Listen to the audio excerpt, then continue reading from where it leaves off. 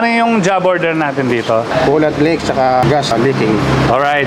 Dito sa Gold Cars, kung mapansin nyo, nakakit po tayo. Yung mga sapin ng upuan natin, itong mga steering natin, i-cambio natin, nakasapin po tayo ng plastic. Dito, nilalagyan po natin ng fender cover para mapanatili natin ang kalinisan sa mga sasakyan nyo. Pinapamper natin ang sasakyan nyo, kaya gusto namin malinis talaga yung pagtatrabaho na. Itong unit na to, anong problema niya, Niel? May tumutunog po sa harap.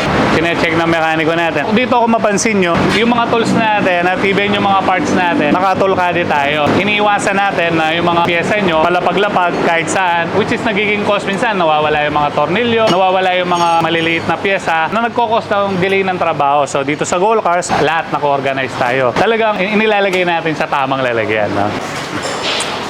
Kagaya na nasabi ko dito, so kung pansinin nyo po, bawal po nakalapag ang mga pyesa ng client dito. Kaya may mga tulkadi tayo, hindi pwedeng pakalat-kalat sa Gold Cars. Yung mga pyesa ng kliyente, maigpit po tayo pagdating sa ganyan.